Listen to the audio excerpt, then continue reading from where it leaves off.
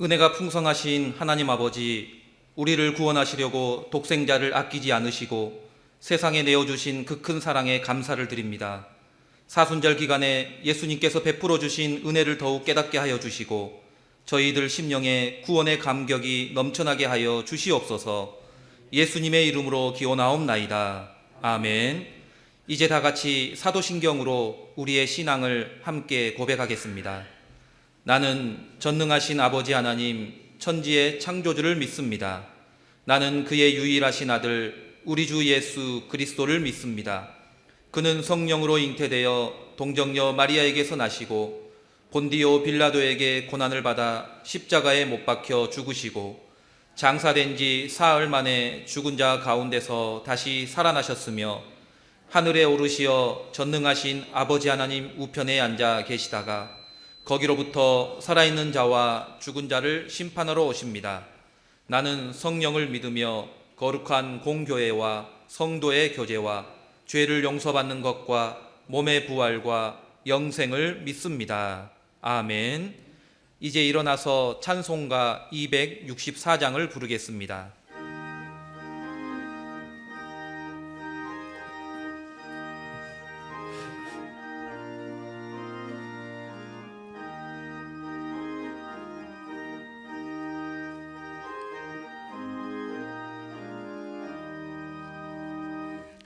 정결하게 하는 셈이 나의 앞에 있도다. 성령께서 권고하신 제 씻으라 하시네. 찬양하리 찬양하리 죽임당한 어린 양 주께 영광 돌리어라. 우리 죄를 씻어주셨네. 나의 가는 길이 좁고 내 뜻대로 한데도 모든 욕심 다 버리고 주만 따라가겠네. 찬양하리 찬양하리 죽임당한 어린 양 주께 영광 돌리어라. 우리 죄를 씻어주셨네.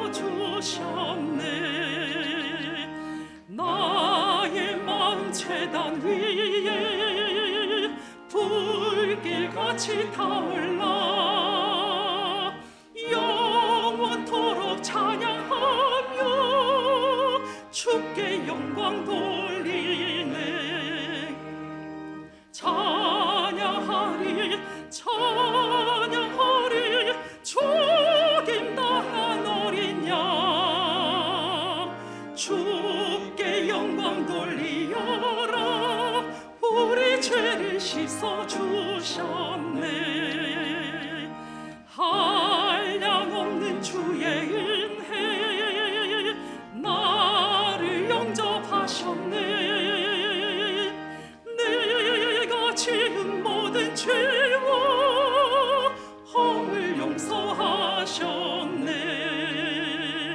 찬양하리 찬양하리 죽임당한 어린 양 주께 영광 돌리어라. 우리 죄를 씻어주셨네. 성부 하나님께 영광 성자 예수께 영광 성령님께 또한 영광 모두 돌려드릴세. 찬양하리 찬양하리 죽임당한 어린 양 주께 영광 돌리어라. 우리 죄를 씻어주셨네.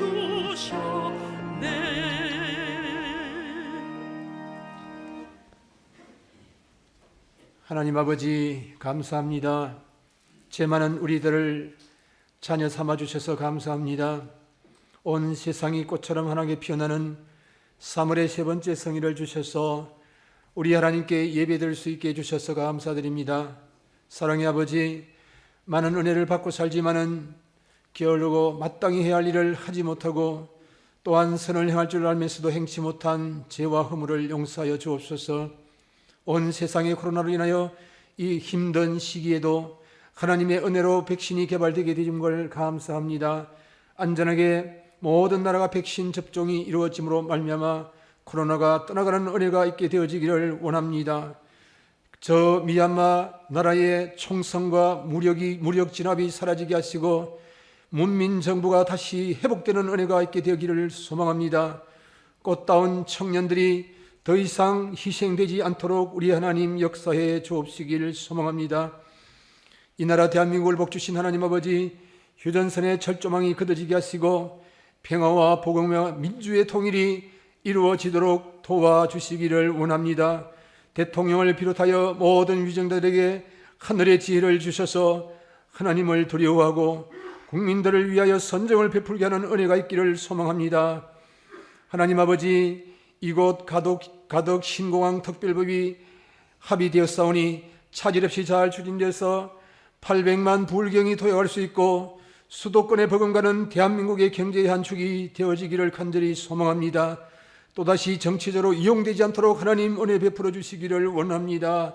하나님, 우리 아버지, 우리 교회를 사랑하사 코로나 상황 속에서도 전도하는 일과 양육하는 일과 서로 돌아보는 일을 잘 감당하는 건강한 교회로 사용해 주시기를 원합니다.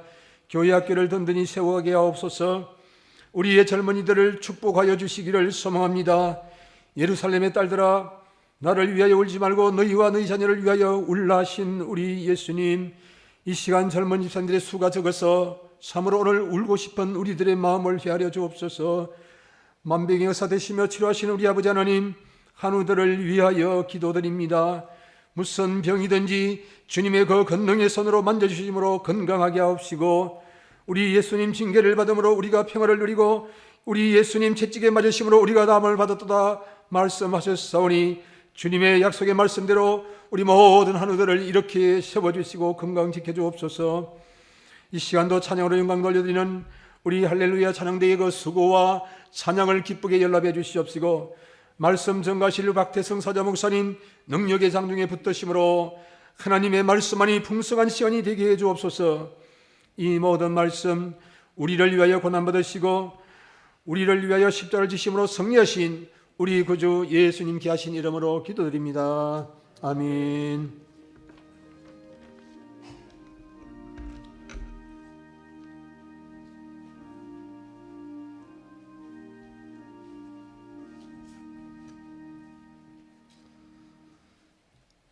이 시간 우리에게 주시는 하나님의 말씀은 요한복음 6장 47절에서 51절까지의 말씀입니다. 진실로 진실로 너희에게 이르노니 믿는 자는 영생을 가졌나니 내가 곧 생명의 떡이니라. 너희 조상들은 광야에서 만나를 먹었어도 죽었거니와 이는 하늘에서 내려오는 떡이니 사람으로 하여금 먹고 죽지 아니하게 하는 것이니라. 나는 하늘에서 내려온 살아있는 떡이니 사람이 이 떡을 먹으면 영생하리라. 내가 줄 떡은 곧 세상의 생명을 위한 내 살이니라 하시니라. 아멘.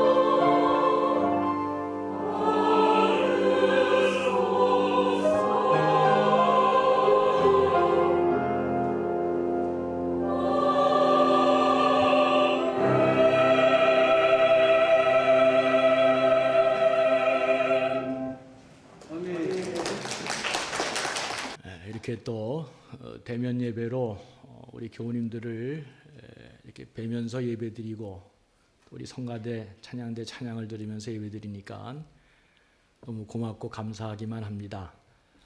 여전히 하루 확진자가 450명씩 지금 계속 발생하고 있으니까 굉장히 위험한 상태이고 또 대단히 조심해야 되고 또 방역에 우리가 주의를 기울여야 할 때임을 꼭 여러분 잊지 마시고 하나님의 은혜의 보호막이 또 한 주 한 주 여러분들의 건강을 잘 지키시고 또 주일마다 이렇게 은혜롭게 만나 예배드릴 수 있기를 주의 이름으로 축원합니다. 동물의 세계를 보면 가끔 이 TV에서 동물의 왕국 뭐 이런 프로그램을 보면 정말 참 치열하고 처절하다 하는 생각을 지울 수 없습니다. 이 강한 동물이 약한 동물을 무자비하게 잔인하게 공격하고 이 먹는 장면을 보면 더더욱 그런 생각이 듭니다. 그래서 약한 동물은 평생 그 생존의 위협을 받으면서 그렇게 생을 살아가고 있는 것을 보게 됩니다. 그런데 사람 사는 세상도 이게 크게 다르지 않구나 하는 생각을 가질 때가 많습니다.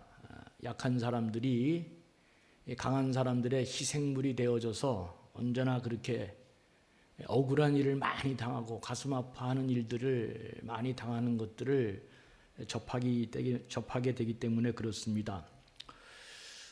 세상도 마찬가지죠. 다른 사람 뭐 어떻게든 희생해서라도 내가 더 잘 먹고 더 잘 생각을 더 잘 살아야 되겠다 이런 생각이 난무하기 때문에 이런 일이 비일비재하게 벌어지고 있는 것입니다. 그런데 성경은 예수 믿고 하나님의 자녀가 된 우리 그리스도인들은 그렇게 살면 안 된다. 이 세상에 우리가 아무리 살아간다 할지라도 세상을 거슬러서 다른 삶의 방식을 채택하고 살아야 된다. 이걸 굉장히 지금 성경이 강조하고 있잖아요. 그러니까 참 부담스럽습니다.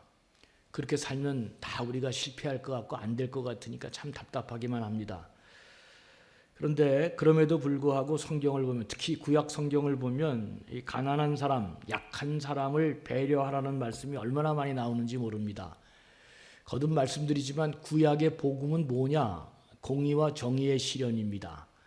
약한 사람, 어려운 사람, 가난한 사람, 이렇게 진짜 힘이 없는 사람도 다 같이 평화롭고 좋은 세상에서 같이 살기를 원하는 거죠. 사자와 양이 같이 살고 뱀과 뭐 이렇게 험악한 동물하고 착한 동물하고 같이 사는 그런 비유를 통해서 구약은 어떻게든지 공의와 정의가 실현되어져서 우리 모두가 다 함께 다 누구든지 평화로운 세상을 사는 것을 이걸 복음이 구약의 복음으로 들고 있는 것입니다. 그래서 이 구체적인 삶의 지혜를 주는 이 잠언만 보더라도 한두 구절 여러분들하고 함께 이렇게 소개하는데 잠언 29장 7절에 보면 그렇게 되어 있어요. 의인은 가난한 자의 사정을 알아주나 악인은 알아줄 지식이 없느니라 그랬습니다. 그러니까 어려운 사람 형편을 알아주는 것 이게 지식이고 능력이다. 특별히 어려운 사람의 형편을 잘 알아주는 게 의인이다. 뭐 의인이 따로 있는 게 아니라 이런 사람을 어려운 사람의 형편을 잘 알아주는 게 의인이라고 말하고 있습니다. 더욱이 잠언 14장 31절 말씀 보면은 가난한 사람을 학대하는 자는 그를 지으신 이를 멸시하는 자요 궁핍한 사람을 불쌍히 여기는 자는 주를 공경하는 자니라. 또 잠언 19장 17절에도 가난한 자를 불쌍히 여기는 것은 여호와께 꾸어 드리는 것이니 그의 선행은 그에게 선행을 갚아주시리라 그렇게 되어 있습니다. 이건 잠언만 읽었어요. 우리가 사는 세상에는 늘 궁핍하고 어려운 사람들이 우리 가운데 많이 있다는 것입니다. 그런데 놀랍게도 성경은 그 사람들을 어떻게 대하느냐에 따라서 이게 하나님을 대하는 셈이라고 말씀하고 있습니다. 예언서 가면 뭐 진짜 굉장하죠. 그러니까 성경을 자세히 보면은 이 제사장한테 목사에게 잘하는 게 하나님을 대하는 셈이다 이렇게 되어 있지 않고 이 어렵고 가난하고 궁핍한 사람들을 어떻게 대하느냐, 이게 바로 하나님을 대하는 셈이다, 이렇게 말하고 있다는 것을 여러분 꼭 주목하고 살아야 됩니다. 이게 이제 신약에 오게 되면 더 놀라울 정도로 이게 발전하죠. 신약은 공의와 정의를 실현하는 데 있어서 하나님이 그걸 친히 자기가 담당하잖아요. 자기가 그걸 담당하면서 공의와 이 정의를 이루어내시면서 사랑이 넘치는 세상을 만드는 한층 더 높은 세상으로 복음을 승화시킵니다. 이런 구약의 정신이 오늘 본문에도 어떻게 승화되어져서 나타나는지를 한번 살펴보면, 오늘 본문의 맥락은 그 오병이어의 기적이 일어난 다음에 예수님이 덧붙여서 우리들에게 귀한 말씀으로 설교하신 그런 내용입니다. 우리가 너무나 잘 알고 있는 것처럼 예수님께서 말씀을 들어 나온 가난하고 어려운 백성들, 불쌍한 백성들, 이 사람들을 오병이어로, 오리떡 5개와 물고기 2마리로 다 이들을 배불리 먹이셨습니다. 근데 이 이야기가 얼마나 중요한 내용인지, 이게 오병이어로 사람들을 살려내는 이야기, 가난하고 어렵고 불쌍한 사람들을 이거 먹여서 배불리게 한 이야기가 얼마나 중요한 내용을 갖고 있는지 사복음서에 다 등장하잖아요. 이게 다 등장하잖아요. 그래서 조금 더 요 내용을 좀 더 마가복음을 갖고 살펴보면 제자들이 예수님께 이렇게 말하는 장면이 나옵니다. 그 마가복음 6장 35, 36절 있죠. 이제 날이 저물었어요. 여기가 빈들입니다. 그러니까 제자들이 그렇게 얘기하는 거죠.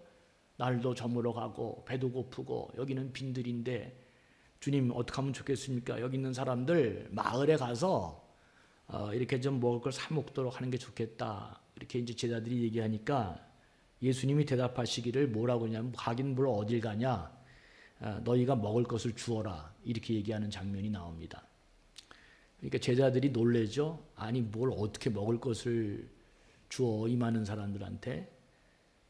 어떻든 수소문에서 우리가 갖고 있는 것이 보리떡 5개와 물고기 2마리입니다. 이렇게 제자들이 말하니까 예수님이 그것을 내게로 가져오라. 그래서 감사기도 하고 그 많은 이제 장정만 5,000명 되는 이상 되는 사람들이 잘 먹고 그렇게 행복했다. 이제 그런 이야기가 전개되어 있습니다. 그러니까 이 이야기를 읽으면은 이제 특히 요새 코로나 시절이 돼서 더욱더 이제 그게 주목하게 되는데, 참 이해가 안 가는 게 뭐냐면, 이 말씀을 지금 듣는 제자들도 대단히 가난하고 어려운 사람이잖아요. 이 사람들도 아무것도 안 갖고 있는 사람이잖아요. 지금 예수님 말씀을 듣고 있는 모든 청중들, 이 식민지 가난한 백성들과 마찬가지로 예수님의 제자들도 이게 뭐 다 똑같잖아요. 상황이 다를 게 없는 그런, 조금도 형편이 다르지 않은 그런 제자들인데, 그런 제자들을 향해서 주님이 너희가 먹을 것을 주라, 이렇게 얘기했다는 점입니다. 그러니까 지금 제자들이 다 해도 여기 지금 갖고 있는 게 보리떡 5개와 물고기 2마리인데 이거 갖고 어떻게 그 많은 사람들을 먹이고 살릴 수 있겠어요? 주님이 그것도 모르고 있는 게 아니에요. 주님도 다 알고 있는데도 불구하고 똑같이 가난하고 어려운 이 제자들을 향해서 너희가 먹을 것을 주라, 이렇게 얘기했다는 것입니다. 여러분, 만약 우리가 조금 먹을 게 있고 좀 그래도 내가 소유한 것이 좀 있어서 주님이 나보러 야, 너 좀 먹을 거 좀 나눠줘라, 이렇게 얘기하면 예, 주님 알겠습니다. 제가 조금 나눠서 그렇게 사람들에게 베풀도록 하겠습니다. 이런 얘기가 가능한데, 나도 지금 하루 3끼 먹는 게 지금 버겁고 내 가족, 내 식구 하나 지금 지켜내는 것도 지금 너무나 버거워 죽겠는데, 그럼에도 불구하고 주님이 가난한 사람들을 보면서 나한테 얼굴을 향해서 야, 네가 먹을 것을 주라, 이렇게 얘기하면 여러분은 어떻게 반응하겠어요? 여러분들 어떻게 반응하겠습니까 지금? 근데 다 아는 것처럼 놀랍게도 예수님 안에서 우리가 가진 것을 나눌 때, 우리가 가진 적은 것들을 이웃을 위해 내어놓았을 때, 이야기가 오병이어는 다 같이 배부르는 기적이 일어났다. 그리고 저는 그 기적이 오늘날에도 유효하다. 이게 왜 유효한가? 주님이 있어야 이거 오병이어 기적을 기도도 하시고 축도할 텐데 주님도 없는데 어떻게 이 일이 가능할까? 주님이 우리한테 그 일을 맡기시고 지금 천국에 올라가셨잖아요. 보잘것없는 우리들에게 이 오병이어의 기적을 너희들이 이제 이룰 것이다 하고 주님이 우리에게 맡겨놓고 가신 것입니다. 저는 사순절 이 십자가 은혜를 기억하면서 이 말씀을 묵상하면서 자꾸 그런 생각이 들었습니다. 예수 믿는 사람들은 어떤 사람인가? 확실히 우리는 세상과 달라야 된다.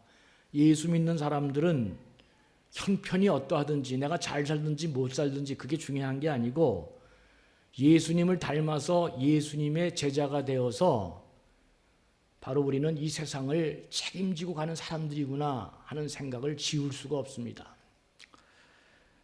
우리의 적은 것들을 내어놓으면서 그것이 재물이든 돈이든 마음이든 시간이든 어떻든 간에 우리는 우리의 적은 것을 내어놓으면서 다른 사람의 고통을, 다른 사람의 배고픔을 도와주는 사람이다. 주님이 지금 그렇게 말씀하고 있는 것입니다. 그러니까 제가 우리 장로님들한테도 늘 강조하지만 교회의 헌금이 굉장히 중요한 것입니다. 이런 마음으로 헌금하는 그 헌금을 이걸 바르고 정직하고 깨끗하고 투명하게 사용하지 아니하고 마치 이게 무슨 남들한테 선심 쓰듯이 막 그냥 갖다 주고 아무데나 막 주고 아무렇게나 쓰고 이렇게 되면은 그건 진짜 하나님 앞에 큰 범죄하는 행위다. 하나님의 뜻을 이루도록 지금 오늘도 귀한 성도들이 그 피땀 흘려 일하고 노력한 돈을 하나님 은혜로 알고 이렇게 내어주는 헌금, 이것이 하나님 뜻에 합당하도록 바르게 정직하게 투명하게 잘 쓰여지도록 하는 것, 내 돈보다 더 귀하게 사용하는 것, 이게 얼마나 중요한 일인가 하는 것을 아무리 강조해도 지나치지 않습니다. 저는 이 헌금에 관한 철학이 남들 어떤 다른 목사보다 굉장히 강한 목사이기 때문에 장로님들한테도 늘 이걸 강조합니다. 여러분, 이렇게 자기 걸 헐어서 남에게 베풀고 그게 하나님 뜻에 향하는 거, 이거 굉장한 일인데, 그런데 오늘 주님은 그것보다 한 걸음 더 나아가서 그리스도인의 삶의 의미와 존재 방식을 어떻게 규정하고 있느냐. 이게 무슨 떡을 떼어주고 내가 가진 것 조금 헐어서 남에게 도와주는 것 그 이상으로 지금 얘기하고 있다는데 이게 참 부담스럽습니다. 오병이어 기적을 일으키신 후에 예수님은 내가 곧 생명의 떡이다 이렇게 지금 말씀하고 있는 것입니다. 하늘에서 내려온 떡인 나를 먹는 사람은 영원히 산다. 그러니까 예수님은 세상을 살리는 내가 영원한 밥이다. 내가 영원한 생명의 떡이다. 나 다 먹어라. 이렇게 지금 얘기하고 있는 것입니다. 내가 갖고 있는 것 조금 헐어서 이거 하나님 뜻 가운데 잘해야지 해서 좀 나눠주는 정도가 아니고 내가 바로 밥이다.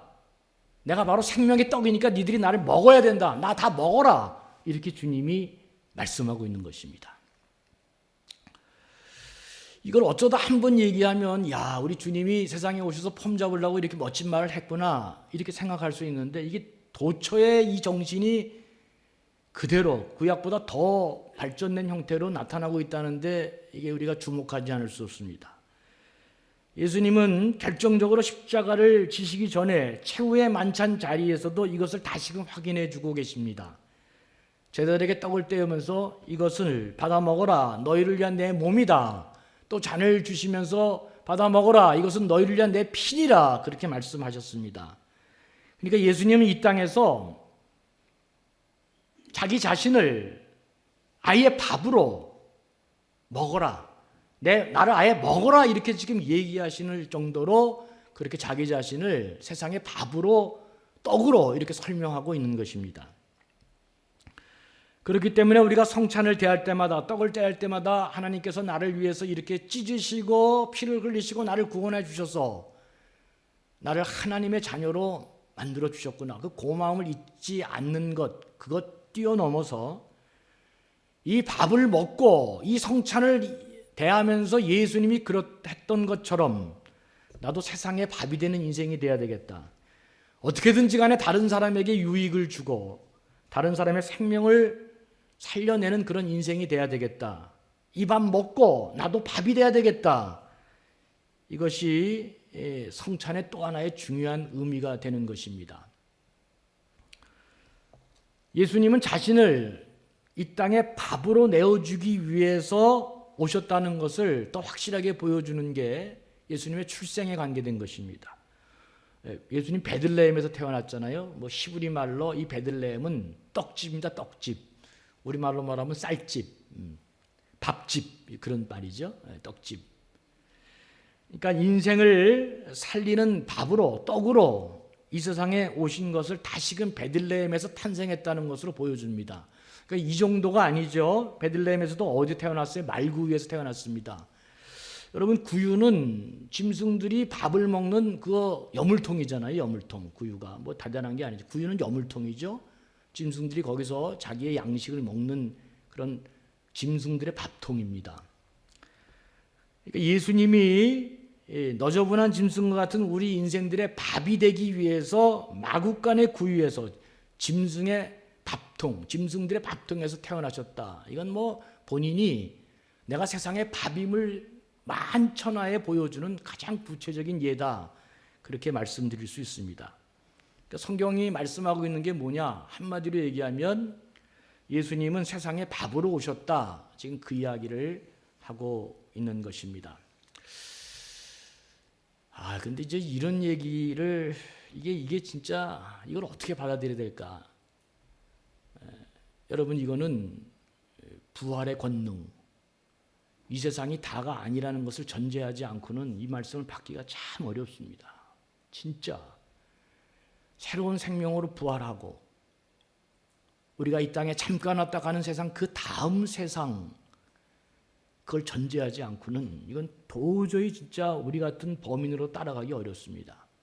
제가 장례식 때마다 말하는 꼭 그 얘기가 있습니다. 어린아이가 뱃속에 있을 때 1년 동안 이 세상이 어떤 세상인지 전혀 알지 못합니다.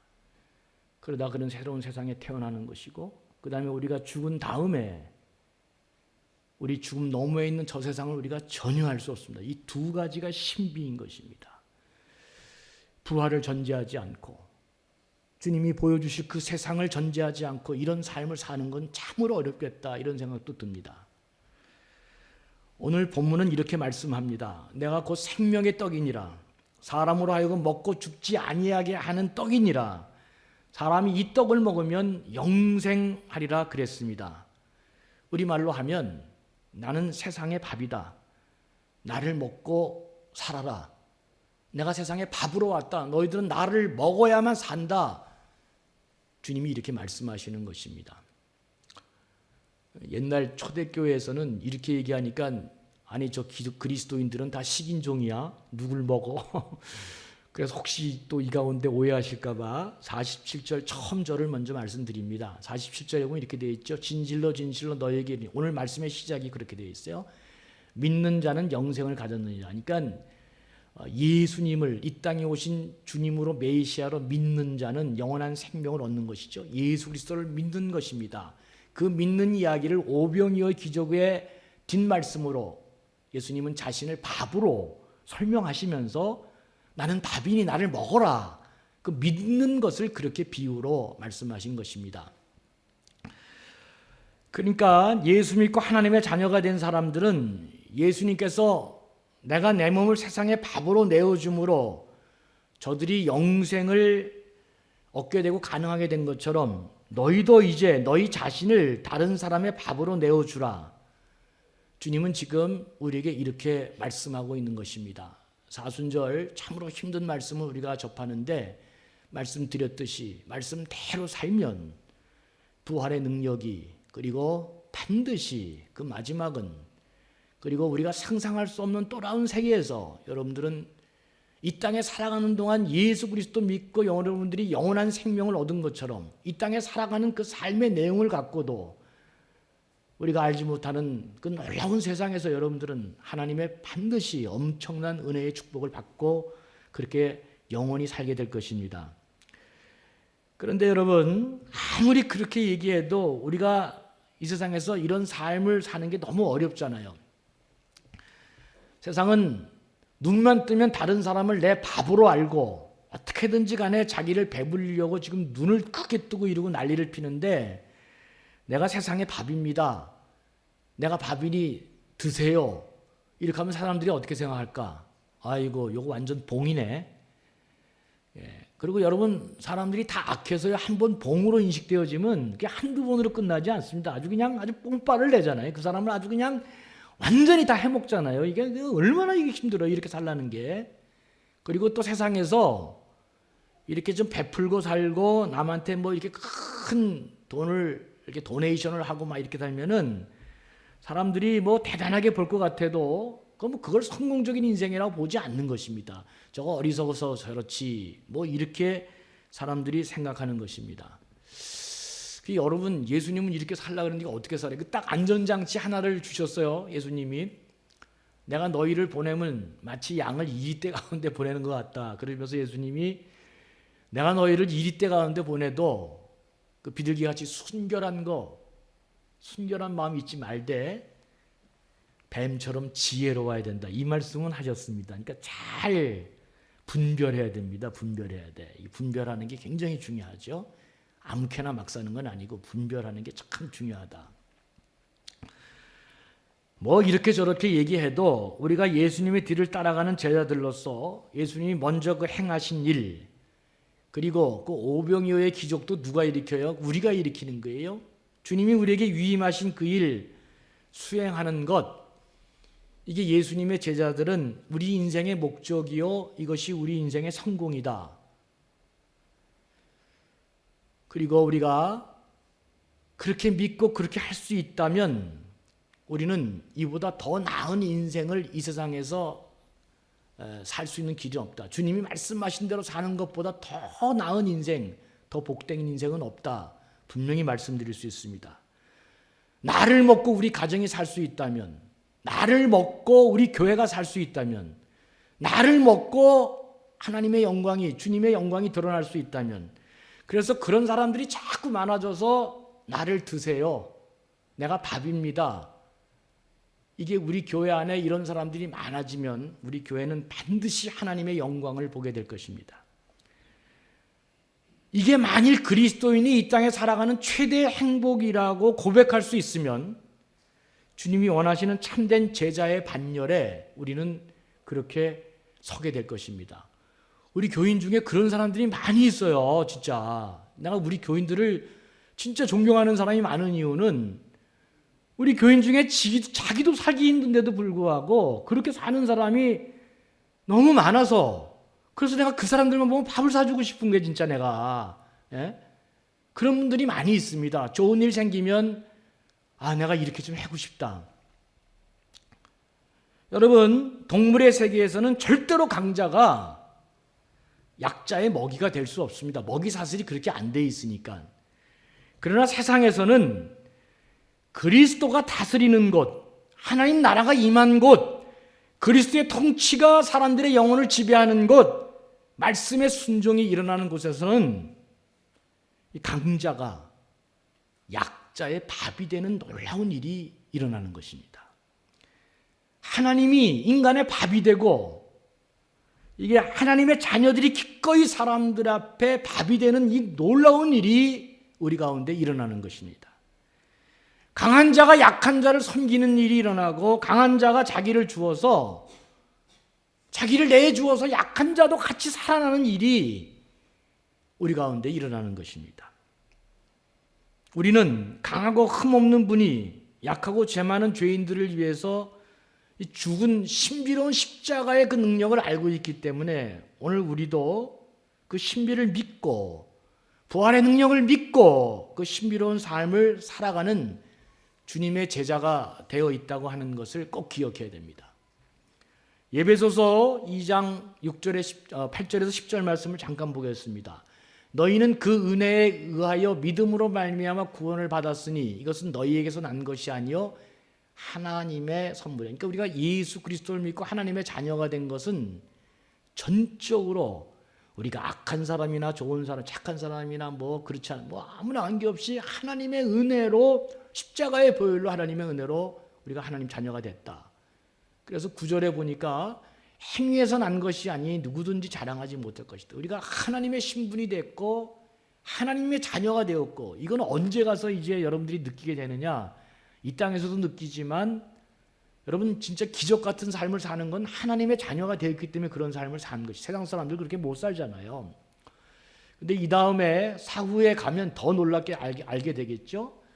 그리고 나서 그거 전적은 하나님의 은혜니까 이렇게 자랑하지 못하는데, 그러나 하나님의 당부가 10절에 있습니다. 우리는 그가 만드신 바라 하나님의 자녀로 이렇게 만들어 주셨죠. 그리스도 예수 안에서 선한 일을 위하여 지으심을 받은 자다 그랬습니다. 이 일은 하나님이 전에 예비하사 우리로 그 가운데 행하려 하심이라 그랬어요. 그러니까 하나님이 우리를 이렇게 만들어 주신 것은 예수 그리스도 안에서 선한 일을 이루기 위해서 지으심을 우리가 새롭게 받았다. 착한 사람이 천국 가는 게 아니라 그랬어요. 주님은 착하지도 않은 우리를 불러서 하나님의 자녀로 만들어주고 하나님 나라를 유업으로 받을 자로 만들어 놓았고, 그리고 아무쪼록 점점 더 우리로 하여금 선한 일을 위하여 지으심을 받은 자가 되라. 착한 사람이 돼서 점점 더 신앙생활을 하면 할수록 착한 사람이 되어져서 우리가 천국에 가기를 원하고 계신다는 것입니다. 여러분, 그리스도인들은 신앙생활이 오래되면 무슨 사람이 돼야 돼요? 착한 사람이 돼야 됩니다. 여러분, 그리스도인들은 신앙생활하면서 날이 가면 갈수록 다른 사람들이 우리 이름을 이렇게 생각했을 때 착한 사람이 돼야 됩니다. 아멘 한번 해보세요. 우리는 착한 사람이 아니지만 하나님이 구원받아 예수 그리스도의 하나님의 자녀로 만들어주시고 점차 우리로 하여금 착한 사람이 더 돼서 천국에 이르도록 우리를 하나님이 인도해 주신다. 그러니까 신앙생활하고 예수 그리스도를 믿으면서 착한 사람이 아니다. 그 사람은 그럼 뭘 믿는 것입니까? 여러분, 우리는 시간이 가면 갈수록 선한 사람이 돼야 됩니다. 우리는 시간이 가면 갈수록 남들에게 뭔가를 좀 베풀고 선행을 하는 사람이 돼야 됩니다. 시간이 가면 갈수록 더 그냥 자기밖에 모르고 다른 사람을 어떻게든지 이용해서 내가 뭔가를 해보려고 그러고 어떻게든지 그냥 다른 사람한테 붙어가지고 난 손해 하나도 안 보고 이익 보는 것을 잘난 것으로 생각하는 사람, 이거 진짜 그리스도인 아닙니다, 여러분. 이걸 지혜라고 생각하면 그건 진짜 지혜가 아닌 것입니다, 여러분. 우리 그리스도인들은 신앙생활을 하면 할수록 옛날과 다르게 내가 예수님이 하나님의 자녀가 되어서 옛날에는 생각지도 못한 행동들을 착한 사람이 돼서 자꾸 착한 일을 하고 선한 일을 하고 남한테 베풀면서 그런 귀한 일을 하는 것입니다. 여러분, 감당할 수 있으면 손해보고 사는 게 잘하는 것입니다. 괜찮은 것입니다. 예수 믿고 착한 사람이 안 되면, 예수 믿고 점점 더 선한 사람이 안 되면 그 사람은 예수 믿는 것이 아닙니다. 하나님을 잘 믿지 못하는 그 유명한 과학자 알버트 아인슈타인이 이런 통찰력 있는 말을 했습니다. 우리 모두 여기 짧은 여행을 하러 온 것이다. 이 땅에 사는 삶을 짧은 여행을 하는 것이다. 그렇게 얘기하면서 우리 모두 여기 짧은 여행을 하러 온 것이다. 이유도 모른 채 말이다. 어쩌면 신의 섭리가 우리를 여기 있게 한 것인지도 모른다. 삶이라는 관점에서 볼 때 나는 여기 온 이유 중에 하나는 분명히 알고 있다. 그것은 내가 다른 사람을 위해 이곳에 왔다는 것이다. 야, 이거 진짜 굉장한 말을 했어요. 이 알버트 아인슈타인은 다른 책에서, 다른 글에서는 이렇게도 얘기했습니다. 우리 인생의 참된 가치는 나를 통해 내가 속한 공동체이든 누군가의 유익을 얻고 발전하는 것에 있다. 그러니까 내가 있으면서 내가 뭔가를 자꾸 빼내고 얻어먹는 그게 아니라 내가 있으면서 이 공동체가 나로 하여금 얼마나 나 때문에 유익이 되고 나 때문에 누군가가 참 이렇게 좀 나은 생활을 갖는 것, 이게 우리 인생의 존재 가치다. 예수도 안 믿는 사람이 이런 놀라운 말을 했습니다. 진짜. 요즘 우리는 나 하나 먹고 살기도 진짜 급급한 형편에 살고 있습니다. 너무나 먹고 사는 것조차도 아니 그냥 뭐 지키기도 어려운 그런 형편에 놓여 있는 사람도 많이 있습니다. 그런데 주님이 그런 어려운 청중들과 똑같은 이 제자들에게도 니들이 먹을 것을 주라. 이런 얘기를 했다는 게 요새는 다시 제가 묵상하면서 내 마음에 이게 다가옵니다. 참으로 어려울 때 나 하나 잘 먹으면 됐지 그런 생각하지 말고 네가 먹을 것을 주라. 이 주님의 음성을 떠올리면서 내 것을 조금 나누는 삶을 사는 거, 이거 대단히 중요한 일이겠구나. 그런 생각을 자꾸 했습니다. 사마리탄, 미국 사람들은 사마리탄 푸드, 사마리탄 뱅크 이런 얘기를 많이 쓰니까 천한 사마리아 사람의 음식. 여러분 1년 중에 살다가 내가 이거 야, 이건 진짜 이거 어떻게 이렇게 나한테 이렇게 귀한 행운이 왔어? 그런 돈들을 미국 사람들은 사마리탄 뱅크라서 자기 스스로 그런 계좌를 만들어서 그런 돈은 거기다 저금해 놓고 1년에 몇 번씩 어떤 분은 4분기로 1년에 뭐 3, 6, 90 이렇게 4번을 정해 놓고 그날은 내가 이 사마리탄 사람들이 했던 것처럼 나도 선한 행위를 하겠다. 이러면서 그 돈을 쓰는 거예요. 그래서 어떤 사람은 1년에 1번, 어떤 사람은 1년에 4번 이렇게 다 자기가 그날을 정해서 또 1년 동안에 그런 걸 할 수 있는 돈이 이렇게 들어올 때 그런 계좌에 넣어놓고 꼭 그 일을 행하는 거죠. 아우 진짜 그 참 감동되는 그런 정신들을 많이 갖고 있더라고요. 어려운 시절 함께 도와가면서 따뜻하게 살아가고 이렇게 나도 1년에 선한 사마리안처럼 그렇게 한번 해보겠다. 참 좋죠. 가끔 청년 중에 직장 처음 이렇게 들어갔다고 첫 월급을 다 하나님께 내는 사람이 있습니다. 여러분 그런 헌금을 함부로 쓰면은 진짜 그거 나쁜 사람이지, 그죠? 헌금 진짜 여러분 함부로 쓰면 안 됩니다. 진짜 헌금. 다 그 헌금하는 사람들 여러분 어떤 돈으로 헌금해요, 진짜? 어? 우리는 시장 가서 그냥 10원 하나 아끼려고 자기 돈은 그렇게 쓰면서 헌금이기 때문에 그거 갖고 폼 잡고 아무데나 막 주고 그냥 막 이렇게 하고 아이 진짜 그 애가 처음 하나님 앞에 직장 들어갔다고 그 전액을 하나님께 딱 바치는 그 마음 그 우리가 그 헌금을 선한 사마리아인 같이 써야 됩니다. 진짜 하나님 뜻에 맞는 그잖아요. 그 참 너무 멋있잖아요. 너무 우리도 이 어려울 때 다 어려우니까 그렇게 못할지라도 나도 이런 날 1년에 365일 중에 며칠은 나도 이렇게 선한 사마리아 같은 마음으로 주님 그런 마음으로 원하는 삶을 내가 익명의 그리스도인으로 한번 이렇게 베풀면서 살아야 되겠다. 너무 참 좋죠. 앞으로 우리 교회는 제2의 새로운 선교 정책을 제가 발표할 건데 지금 좀 상황이 좀 이래서 좀 이러고 있지만 여러분 아프리카 그 아이들 보면 한번 그림 한번 보시죠. 여러분 다 많이 봤죠 이거? 아프리카 그림 보시면 그 쟤네들이 그 뭐가 죄가 있어요. 저기서 태어난 죄밖에 없잖아요. 이거 어린 것들이 그 어려서부터 그 1~2살, 3살, 4살 때부터 다른 그림 하나 또 있어요? 뭐 하나 그림 이게 애가 무슨 죄가 있다고 거기서 태어나가지고 제대로 먹지도 못하고 살지도 못하고 이게 뭐 진짜 보면 볼수록 눈물이 나잖아요. 예? 저는 앞으로 우리 선교 제2의 정책은 이 아프리카 생명 살리기 선교 정책을 할 건데 이제 여러분 쉰들러 리스트라는 영화 보셨잖아요. 그 쉰들러가 유대인들이 다 이렇게 죽을 때 자기 직장에 한 명씩 또 고용해서라도 유대인 거기 그 아우슈비츠 죽는 거 막은 것처럼 우리 교회도 다 할 수는 없죠. 우리가 다 어떻게 하겠어요. 어느 나라 아프리카 잘 알아보고 한 군데 감전동이면 감전도처럼 그 한 군데를 딱 우리가 테이크오버해서 우물도 파고 학교도 짓고 회당도 만들고 또 이 아이들에게 줄 수 있는 빵이라도 만들어서 이렇게 공급하면서 이렇게 직접적으로 생명 살리는 선교를 해야 되겠다. 왜 이런 생각을 했냐면 여러분 사회에 지금 얼마나 기부단체가 많습니까? 그런데 우린 대한민국 사람들은 이제 너무너무 많이 실망했죠. 기부 문화에. 최소한 기부단체라 그러면 이거 NGO도 마찬가지고 뭐 세이브 더 칠드런, 굿 네이버 뭐 수많은 단체가 지금 있는데 간단합니다 여러분. 내가 100원을 내면 그 돈이 얼마로 진짜 전달되어지느냐. 근데 여러분 만약에 내가 100원을 냈는데 80원을 자기 그 단체에서 다 먹어간다. 그러면 그 단체가 다 아닙니다. 미국에서는 매년마다 그 단체에 대한 이밸류에이션 평가가 다 나옵니다. 속일 수가 없어요 진짜.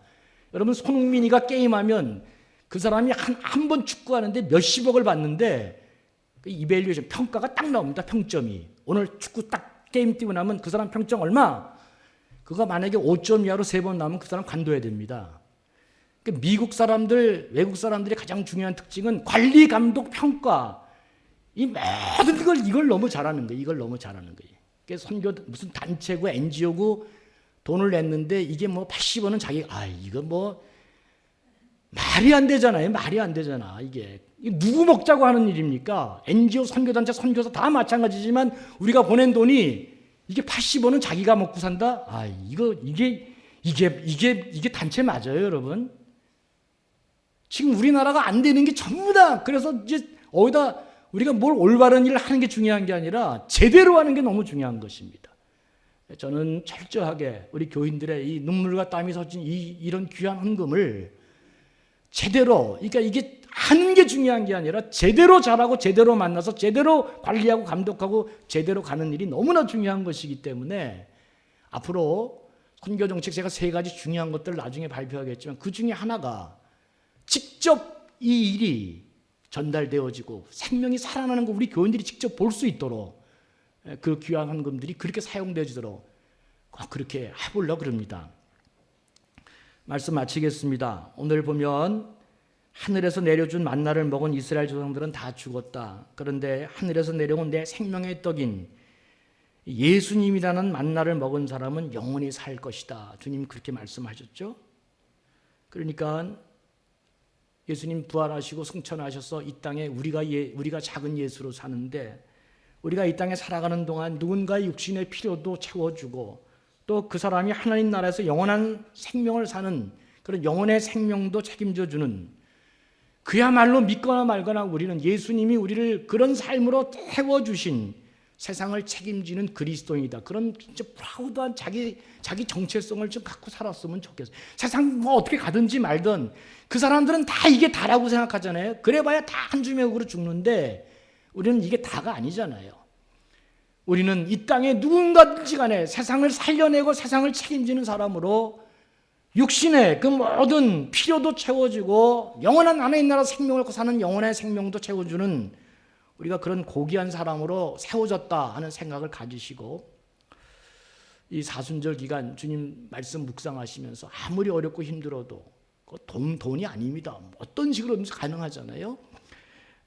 우리가 이런 어려울 때라도 이런 생각을 놓지 말고 진짜 수준 있고 품위 있고 그런 멋진 그리스도인으로 그렇게 살아간다면 이 사순절은 너무나 의미 있는 날이고 또 반드시 그렇게 살아가는 사람 마침내 큰 바위 얼굴처럼 그런 복을 많이 받는 사람이 되어 있어서 영원한 나라에서도 복을 받고 이 땅에서도 오고 오는 가문 속에 하나님의 축복을 많이 받는 사람이 될 것입니다. 부디 이 귀한 정신 잊지 마시고 나는 세상과 구별된 하나님이 택한 사람이다. 아무리 어려워도 이런 생각 가지면서 여러분들이 부디 귀하고 선한 일에 더욱 애쓰고 또 힘쓰는 우리 귀한 착한 감전의 식구들 다 되시기를 주의 이름으로 간절히 축원합니다. 하나님 아버지, 이것은 너희를 위한 내 몸이다. 이것은 너희를 위한 내 피다. 십자가에 찢으시고 피를 토하시며 우리를 구원해 주신 주님이 오늘 이 사순절 기간 동안 내가 너희를 위해 내 몸을 내어준 것처럼 그 밥을 먹은 너도 이제 세상을 위한 밥이 되어지고 나처럼 세상을 먹이는 세상을 책임지는 사람이 되라 말씀으로 다가오는 것 같아 참으로 다시금 새로워지게 됩니다. 힘들고 어려워도 분별력 있고 뱀처럼 지혜로운 생각을 갖고 순결한 마음을 유지하면서 주님의 그 귀한 것들을 잘 이루어내는 하나님 고귀하고 거룩하고 구별된 귀한 백성들로 주님 축복해 주시옵소서.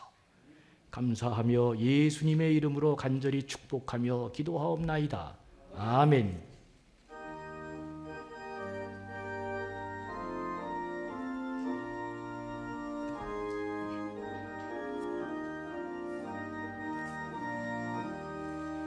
내 마음과 정성을 다하여서 주 너의 하나님을 사랑하라. 내 몸을 아끼고 사랑하듯 형제와 이웃을 사랑하라. 주께서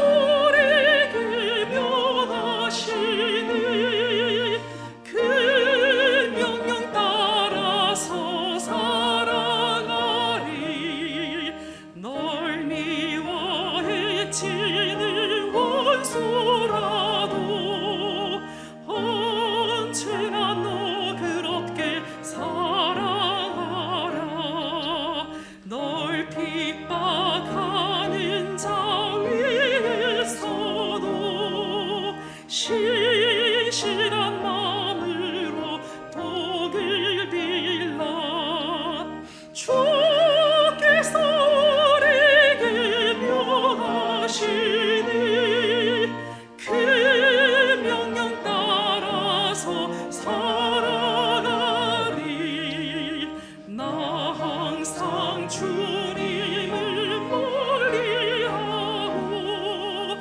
형제를 사랑하지 못하였다. 이러한 죄인을 사랑하사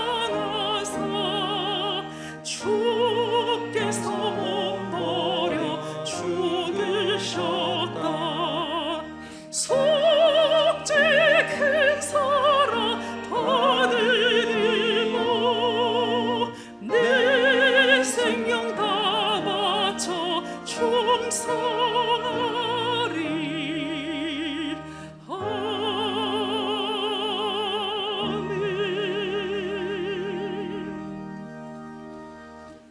이 시간 하나님께 봉헌하겠습니다.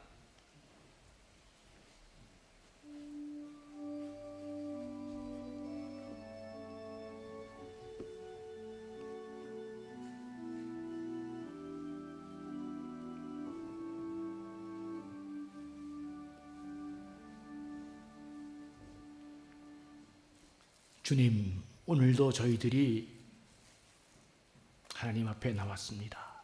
오직 의인은 믿음으로 산다 했는데 하나님 말씀 붙들고 우직하게, 무식하게, 단순하게 그렇게 살아가고자 하오니 우리에게 힘 주시고 지혜도 주시고 분별력도 주시고 바른 길 가도록 주님 도와주셔서 우리가 세상에 또 한 번 답이 됨으로 말미암아 우리 삶을 통해 하나님 영광 많이 받으시고 하나님 귀한 나라가 이 땅에 이루어지는 축복이 있게 도와주옵소서. 이 일을 잘 감당할 수 있도록 주여 때마다 일마다 택한 당신의 백성들에게 일용할 양식을 허락해 주시고 하나님의 은혜와 귀한 섭리가 함께해 주심으로 주께서 하늘로 부어주시는 그 하늘의 귀한 은총과 축복을 누리면서 언제나 하나님과 연결되어 귀한 삶 살아가는 여기 감전의 모든 백성들 되게 해 주시옵소서. 오늘도 내가 받은 것 하나도 하나님의 은혜 없이는 되어진 게 없음을 고백하면서 어려운 가운데도 이들이 믿음을 담아 하나님께 귀한 예물 올려드립니다. 주여 이 예물에 이들의 그 간절한 귀한 헌신의 복을 내려주셔서 하나님 영광 드러나게 하시고 하나님 살아계심을 보여주게 하시고 세상에 하나님이 다시 역사하는 하나님 나라 되게 해 주시옵소서. 감사하며 예수님의 이름으로 간절히 축복하며 기도합니다. 아멘. 네, 우리 교회 소식을 잠깐 보겠습니다. 오는 주일 금요 기도회 우리 금요일 날 예배 본당에서 그대로 있겠습니다. 예배 우리 좀 참여 좀 잘했으면 좋겠습니다. 하나님이 뭐 하자고 우리 장로 뽑고 안수집사 뽑고 권사 뽑았는지 어렵고 힘들 때일수록 오블리스 노블리제 더 헌신하고 희생하고 구별되게 살라고 우리를 다 그렇게 인식시켜줬는데 어떨 때는 너무 이렇게 얍삽하게 살지 말고 우직하게 사는 게 참 좋겠다 이런 생각 많이 들어집니다. 지금부터 훈련을 좀 해야 되는데 모임마다 여러분들 좀 기억하셔서 특별히 임직자들 빠지지 마시고 자리도 지키시고 그렇게 좀 해줬으면 참 좋겠습니다. 금요 기도회 있겠고 고난주간 예배 드리는 것은 문제가 없어서 고난주간 특별 새벽 기도회를 열겠습니다. 그러니까 여러분들 기억해 주셔서 29일부터 4월 3일까지 고난주간 특별 새벽 기도회 많이 참여해 주시고 부활절 새벽 기도회도 그대로 진행하겠습니다. 그러니까 여러분 잊지 마시고 부활 주일날 새벽 예배도 또 많이 참여해 주시고 좀 훈련이다 생각하시고 지금부터 좀 마음을 다져서 특히 임직자들은 좀 자리를 좀 지키시고 신앙의 길을 잘 가셨으면 좋겠습니다. 정기당회 다음 주일날 있겠습니다. 유아셀에 나와 있는 대로 진행하겠습니다. 사무실에 신청해 주시기 바랍니다. 우리 김정아 은퇴 권사님 장남인 박대성 집사님 별세하셔서 장례 예식을 지난 주일 잘 마쳤습니다. 우리 가족들 잠깐 오셨다는 잠깐 한번 일어서 보실까요? 우리 가족들 어디 오셨어요? 예, 이렇게 오셨습니다. 우리 그래 힘든데 잘 은혜 가운데 잘 마쳤다 고맙다 우리 격려하는 의미로 우리 박수로 한번 격려해 주겠습니다. 예, 감사합니다. 고맙습니다. 그래요, 수고 많이 하셨습니다. 예. 두 딸인가요? 예, 그래요. 요새는 마스크를 써가지고 잘 얼굴을 구분을 못해가지고 제가 그래요. 어쨌든 고맙습니다. 그리고 나머지는 여러분 주보를 보시면서 참고하시고요. 이제 조금씩 우리 본래 궤도로 돌아가는 훈련들을 좀 하셨으면 좋겠습니다. 이제 다 같이 일어나셔서 우리 1장 찬송 함께 부르고 있습니다.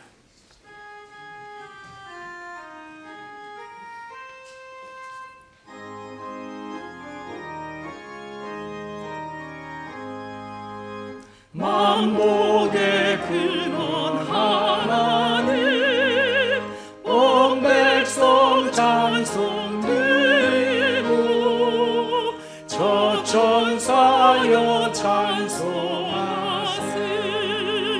찬송 성부 성자 성령